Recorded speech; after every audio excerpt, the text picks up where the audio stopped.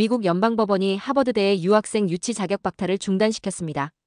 23일 매사추세츠 연방지방법원의 앨리슨 버로우스 판사는 트럼프 행정부의 학생 및 교환, 방문자 프로그램 인증 취소 효력을 중단해달라는 하버드대의 가처분 신청을 받아들였습니다. 버로우스 판사는 가처분이 인용되지 않을 경우 즉각적이고 회복 불가능한 손해를 입게 될 것임을 원고 측이 입증했다고 설명했습니다. 방문자 프로그램 인증이 없는 대학은 유학생에게 비자 승인에 필요한 자격 증명서를 발급할 수 없습니다. 하버드대는 이번 조치가 수정헌법 제1조를 위반한 것이며 대학과 비자 소지자들에게 파괴적인 영향을 미친다고 주장했습니다. 법원의 결정으로 하버드대는 당분간 외국인 유학생 유치를 계속할 수 있게 됐습니다.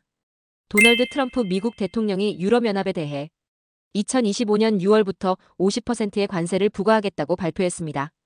그는 애플 제품이 미국에서 생산되지 않을 경우 25%의 관세를 매길 것이라고 경고했습니다. 트럼프 대통령은 EU와의 무역 협상이 진전되지 않고 있다며 동맹인 EU에 높은 관세를 부과할 계획입니다. 이로 인해 미국과 EU의 무역 긴장이 고조되고 있습니다. 유럽 측은 강경 대응을 시사하며 협상에 주력하고 있습니다. 또한 트럼프는 애플이 미국에서 생산하지 않으면 관세를 부과할 것이라고 밝혔습니다. 도널드 트럼프 미 대통령의 아이폰 관세 언급에 따라 현지 시간 23일 뉴욕 증시에서 애플 주가가 $200 아래로 하락했습니다. 이날 오전 애플 주가는 전날보다 2.58% 내린 $196.17에 거래되었습니다. 트럼프 대통령이 유럽연합 제품에 50% 관세를 부과하겠다고 선언하면서 주요 기술주 주가가 하락했으나 애플은 가장 큰 하락폭을 기록했습니다. 이는 트럼프 대통령이 애플이 관세 면제를 받지 못할 것이라고 경고한 데 따른 것입니다. 트럼프 대통령은 소셜미디어에서 아이폰이 미국에서 제조되지 않으면 최소 25%의 관세를 내야 한다고 밝혔습니다. 태미 김 전 어바인 시의원이 주민등록 허위 기재 등 중범죄 혐의로 기소되었습니다.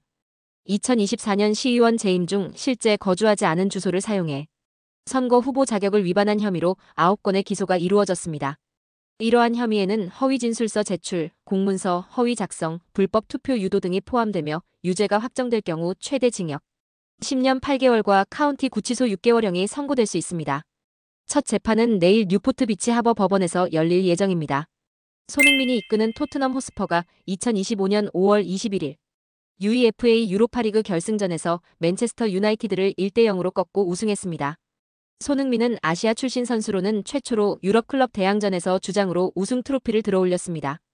토트넘은 브레넌 존슨의 전반 42분 결승골로 앞서갔고 이후 수비를 견고히 하며 승리를 지켜냈습니다.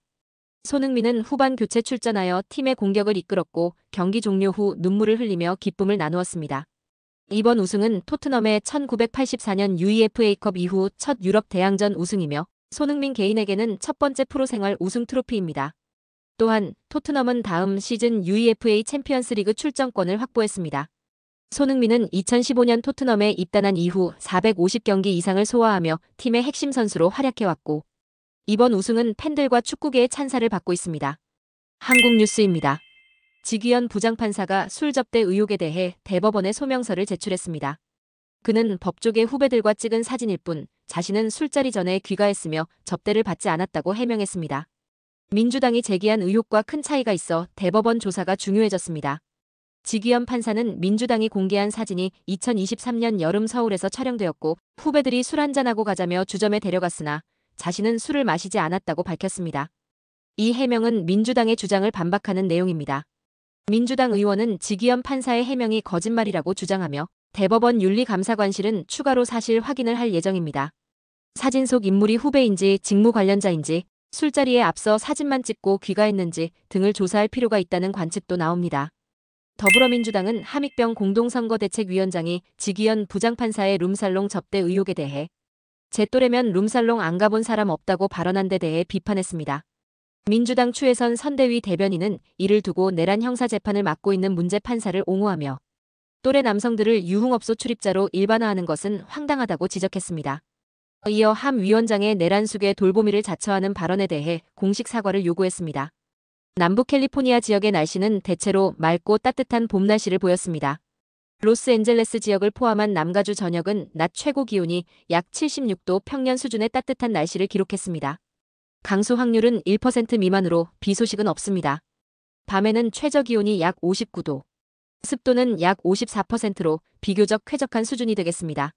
뉴스 읽어드렸습니다.